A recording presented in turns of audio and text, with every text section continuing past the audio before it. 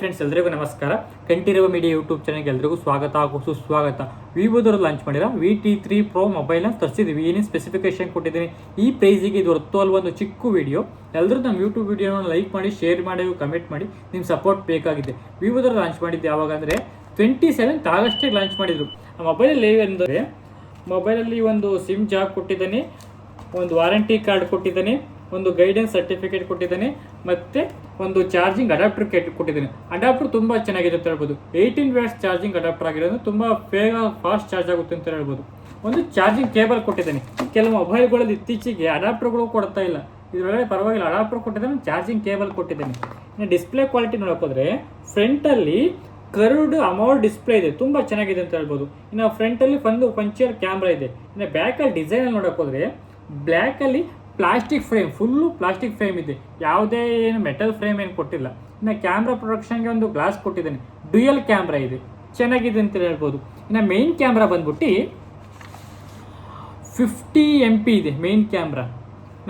ಒಂದು ಅಲ್ಟ್ರಾವೈಡ್ ಕ್ಯಾಮ್ರಾ ಬಂದ್ಬಿಟ್ಟು 8 MP ಇದೆ. ತುಂಬ ಚೆನ್ನಾಗಿದೆ ಕ್ಯಾಮ್ರಾ ಕ್ವಾಲಿಟಿಲಿ. ಅಷ್ಟೇ ವಿಡಿಯೋ ರೆಕಾರ್ಡಿಂಗು ಅಷ್ಟೇ ತುಂಬ ಚೆನ್ನಾಗಿ ಬರುತ್ತೆ, ಒಳ್ಳೆ ಕ್ವಾಲಿಟಿಲಿ ಬರುತ್ತೆ. ಆದರೂ ತುಂಬ ಝೂಮ್ ಮಾಡಿ ರೆಕಾರ್ಡ್ ಮಾಡಿದ್ರೆ ಸ್ವಲ್ಪ ಬ್ಲರ್ ಆಗೋ ಚಾನ್ಸಸ್ ಜಾಸ್ತಿ ಇದೆ ಕಾಣ್ತಾ ಇರ್ತಿ. ನಾನು ನೋಡಿದೆ, ಒಂಥರ ಬ್ಲರ್ ಆಗುತ್ತೆ ಅಂತಲೇ ಹೇಳ್ಬೋದು.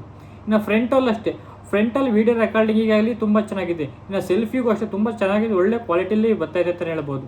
ಇನ್ನು ವೆಯ್ಟ್ ನೋಡಿ ವಿಷಯಕ್ಕೆ ಬರೋಕ್ಕೋದ್ರೆ ಆಲ್ಮೋಸ್ಟ್ ಇದು 180 ಗ್ರಾಮ್ ಇದೆ. ಥಿಕ್ನೆಸ್ಟು ಅಷ್ಟೇ 7.9 mm ಥಿಕ್ನೆಸ್ ಇದೆ, ತುಂಬ ಚೆನ್ನಾಗಿದೆ ಅಂತ ಹೇಳ್ಬೋದು. ಇನ್ನು ಕೆಳಗಡೆ ನೋಡೋಕೆ ಹೋದರೆ ಏನೇನು ಸ್ಪೀಕರ್ ಕೊಟ್ಟಿದ್ದಾನೆ, ಒಂದು ಸಿಮ್ ಜಾಕ್ ಕೊಟ್ಟಿದ್ದಾನೆ, ಸಿಮ್ ಪೋರ್ಟ್ ಕೊಟ್ಟಿದ್ದಾನೆ, ಹೈಬ್ರಿಡ್ ಸ್ಲಾಟ್ ಕೊಟ್ಟಿದ್ದಾನೆ. ಓಕೆ, ಚೆನ್ನಾಗಿದೆ ಹೇಳ್ಬೋದು. ವಾಟರ್ ರೆಸಿಸ್ಟೆನ್ಸ್ ನೋಡೋಕೆ ಹೋದರೆ IP64 ವಾಟರ್ ರೆಸಿಸ್ಟೆನ್ಸ್ ಕೊಟ್ಟಿದ್ದಾನೆ. ಇನ್ನು ಡಿಸ್ಪ್ಲೇ ನೋಡೋಕೆ ಹೋದರೆ 6.77 ಇಂಚಸ್ ಕರ್ವ್ಡ್ ಅಮೌಲ್ ಡಿಸ್ಪ್ಲೇ ಕೊಟ್ಟಿದ್ದಾನೆ. ಈ ಡಿಸ್ಪ್ಲೇ ಆಲ್ಮೋಸ್ಟ್ FHD 3D ವರೆಗೂ ಸಪೋರ್ಟ್ ಮಾಡುತ್ತೆ ಅಂತ ಹೇಳ್ಬೋದು. ಆಲ್ಮೋಸ್ಟ್ 120 ರಿಫ್ರೆಶ್ ವರೆಗೂ ಸಪೋರ್ಟ್ ಮಾಡುತ್ತೆ ಅಂತ ಹೇಳ್ಬೋದು. HDR 10 ವರೆಗೂ ಸಪೋರ್ಟ್ ಮಾಡುತ್ತೆ. ಆಲ್ಮೋಸ್ಟ್ ನೀವು ಎಷ್ಟೇ ಬ್ರೈಟ್ನೆಸ್ ಕೊಟ್ಟರು ತುಂಬ ಚೆನ್ನಾಗಿರುತ್ತೆ ಅಂತ ಹೇಳ್ಬೋದು. ಇನ್ನು ಸ್ಪೀಕರ್ ವಿಷಯ ಕೊಟ್ಟಿದ್ದಾರೆ, ಸ್ಟೆರಿನೋ ಸ್ಪೀಕರ್ ಕೊಟ್ಟಿದ್ದರಿಂದ ತುಂಬ ವಾಯ್ಸು ತುಂಬ ಚೆನ್ನಾಗಿ ಬರುತ್ತೆ ಅನ್ಬೋದು. ಈಗ 100, 200, 300 ಅಂತ ಇರ್ತಿದೆ. 300 ಏನು ನೆಸಸರಿ ಇರಲಿಲ್ಲ, 100 ಸಾಕಾಗಿತ್ತು. ಸ್ವಲ್ಪ ಅಷ್ಟೇ, ಏನು ಅಷ್ಟೊಂದೇನು ಡಿಸ್ಟರ್ಬೆನ್ಸ್ ಇದೆ. 300 ಕೊಟ್ಟವನೇ ಅಂದರೆ ಅಷ್ಟೊಂದು ಡಿಸ್ಟರ್ಬೆನ್ಸ್ ಅಂದರೆ ತುಂಬ ಚೆನ್ನಾಗಿದೆ ಅಂತ ಹೇಳ್ಬೋದು. ಇನ್ನು ಸ್ಟೋರೇಜ್ ಬರೋಕೊಟ್ಟು ಯಾವ ಟೈಪ್ ಕೊಟ್ಟಿದೆ ಅಂದರೆ 2.2 ಕೊಟ್ಟಿದೆ. ಸ್ಟೋರೇಜ್ ಆಲ್ಮೋಸ್ಟ್ 3 ಸಮಥಿಂಗ್ ಕೊಡಬೇಕಾಗಿತ್ತು, 2.3 ಕೊಟ್ಟಿರಬೇಕಾಗಿತ್ತು. ಈ ಪ್ರೈಸಿಗೆ 2.2 ಕೊಟ್ಟಿದ್ದೀನಿ, ಅಷ್ಟೊಂದೇನಿಲ್ಲ. ಇನ್ನು ಪ್ರೋಸೆಸ್ ವಿಷಯಕ್ಕೆ ಬರೋಕೆ ಹೋದರೆ ಸ್ನ್ಯಾಪ್ಡ್ರ್ಯಾಗನ್ 7 Gen 3 ಕೊಟ್ಟಿದ್ದೀನಿ. ಈ ಪ್ರೋಸೆಸ್ಸು ತುಂಬ ಚೆನ್ನಾಗಿದೆ ಅಂತ ಹೇಳ್ಬೋದು. ಆದರೆ ಸ್ನ್ಯಾಪ್ಡ್ರ್ಯಾಗನ್ ಆಲ್ಮೋಸ್ಟ್ ಎಲ್ಲ ಪ್ರೋಸೆಸ್ಸು ಚೆನ್ನಾಗಿದೆ. ಇದೊಂದು 2 hours ಆದಮೇಲೆ ಸ್ವಲ್ಪ ಮೊಬೈಲ್ ಹೀಟ್ ಆಗುತ್ತೆ. ಆ ಟೈಮಲ್ಲಿ ಆಟೋಮೆಟಿಕಾಗಿ ಕೂಲಿಂಗ್ ಹಾಕಿ ಲಿಕ್ವಿಡ್ ಕೂಲಿಂಗ್ ಸಿಸ್ಟಮ್ ಕೊಟ್ಟಿದ್ದೀನಿ. ಇದೇನು ತೊಂದರೆ ಇಲ್ಲ, ಚೆನ್ನಾಗಿದೆ ಅಂತ ಹೇಳ್ಬೋದು. ಇನ್ನು ಬ್ಯಾಟ್ರಿ ಕ್ವಾಲಿಟಿನೂ ಅಷ್ಟೇ 5000 mAh ಬ್ಯಾಟ್ರಿ ಕೊಟ್ಟಿದ್ದಾನೆ, ತುಂಬ ಚೆನ್ನಾಗಿದೆ. ಇನ್ನು ಚಾರ್ಜಿಂಗಲ್ಲಿ ಅಷ್ಟೇ ಫುಲ್ ಫಾಸ್ಟ್ ಚಾರ್ಜ್ ಆಗುತ್ತೆ ಅಂತ ಹೇಳ್ಬೋದು. ಯಾವುದೇ ಲೇಟ್ ಆಗುತ್ತೆ, ವೆಯ್ಟ್ ಮಾಡಬೇಕು ಅಂಬೋದು ಏನಿಲ್ಲ, ತುಂಬ ಫಾಸ್ಟ್ ಚಾರ್ಜ್ ಆಗುತ್ತೆ ಅಂತ ಹೇಳ್ಬೋದು. ಗೇಮಿಂಗ್ ಸೆಟ್ಟರಲ್ಲಿ ಒಂಥರ ಬೆಟ್ರ್ ಅನ್ಬೋದು. ಇನ್ನು PUBG ಈ ಥರ ಗೇಮರ್ಗೆ ಒಂದು ಓಕೆ, ಈ ಪ್ರೈಸಿಗೆ ತಗೊಂಡ್ರೆ ಬೆಟ್ರು, ಆದರೆ ಹೈ ಪ್ರೈಸ್ ಆಯ್ತು ಅಂತ ಅನ್ನಿಸ್ಬೋದು. ಯಾಕೆಂದರೆ ಇತ್ತೀಚೆಗೆ ನೋಡ್ತಾ ಇರ್ಬೋದು ತುಂಬ ಅಪ್ಡೇಟ್ ಆಗ್ತಾ ಇದ್ದಾನೆ, ಇವನು ತುಂಬ ಅಪ್ಡೇಟ್ ಆಗಬೇಕಾಗುತ್ತೆ ಅನ್ನಿಸುತ್ತೆ. ಇನ್ನು ಯಾವ್ಯಾವ ಟೈಪ್ ಬಿಡ್ತಾ ಇದ್ದಾನೆ ಅಂದರೆ ರ್ಯಾಮು ಆಲ್ಮೋಸ್ಟು LPDDR4X ಕೊಟ್ಟಿರೋದ್ರಿಂದ 2 ಟೈಪ್ಸ್ ಬಿಡ್ತಾ ಇದ್ದಾನೆ. ಕಲ್ಲರಲ್ಲೂ ಅಷ್ಟೇ ಡ್ಯುಯಲ್ ಕಲರ್ ಕೊಟ್ಟಿದ್ದಾನೆ. ಟೈಪಲ್ಲಿ almost 8GB 128GB 8GB 256GB 2 ಟೈಪಲ್ಲಿ ಬಿಡ್ತಾ ಇದ್ದಾನೆ. ಇನ್ನು ಎಷ್ಟು ಪ್ರೈಸಿಗೆ ಲಾಂಚ್ ಮಾಡ್ತಾ ಇದ್ದಾನೆ ಅಂದರೆ 22,000 ರೂಪಾಯಿ ಒಂದು ಟೈಪು, 24,000 ರೂಪಾಯಿ ಒಂದು ಟೈಪ್ ಬಿಡ್ತಾ ಇದ್ದೀನಿ.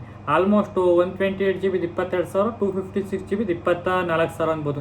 ನಾನು ಸಿಮ್ ಕೆಲವುದು ಡೆಬಿಟ್ ಕಾರ್ಡು, ಕ್ರೆಡಿಟ್ ಕಾರ್ಡ್ ಎಲ್ಲ ಯೂಸ್ ಮಾಡ್ಕೊಂಡು ಸ್ವಲ್ಪ ಕಮ್ಮಿ ಆಗುತ್ತೆ ಅಂತಲೇ. ಸೆಕ್ಯೂರಿಟಿ ವಿಷಯಕ್ಕೆ ಬರೋಕ್ಕೆ ಹೋದರೆ ಫೇಸ್ ಲಾಕ್ ಕೊಟ್ಟಿದ್ದಾನೆ, ಒಂದು ಫಿಂಗರ್ ಪ್ರಿಂಟ್ ಕೊಟ್ಟಿದ್ದಾನೆ. ಫೇಸ್ ಲಾಕು, ಒಂದು ಫಿಂಗರ್ ಪ್ರಿಂಟ್ ಚೆನ್ನಾಗಿದೆ ಅಂತ ಹೇಳ್ಬೋದು. ಇನ್ನು ಕನೆಕ್ಟಿವಿಟಿ ಯಾವ್ಯಾವ ಕನೆಕ್ಟಿವಿಟಿ ಕೊಟ್ಟಿದ್ದಾನೆ ಅಂತ ನೋಡೋಕೆ ಹೋದರೆ Wi-Fi 5 ಕೊಟ್ಟಿದ್ದಾನೆ, ಬ್ಲೂಟೂತ್ 5.4 ಕೊಟ್ಟಿದ್ದಾನೆ, ತುಂಬ ಚೆನ್ನಾಗಿದೆ ಅಂತ. OS ಅಪ್ಡೇಟ್ ನೋಡೋಕೆ ಹೋದರೆ 2 ವರ್ಷ OS ಅಪ್ಡೇಟ್ ಕೊಡ್ತಾ ಇದ್ದಾನೆ, 3 ವರ್ಷ ಸೆಕ್ಯೂರಿಟಿ ಅಪ್ಡೇಟ್ ಕೊಡ್ತಾ ಇದ್ದಾನೆ. ಇದು ಈ ಪ್ರೈಸಿಗೆ ಅಷ್ಟೊಂದು ವರ್ತೇನಲ್ಲ.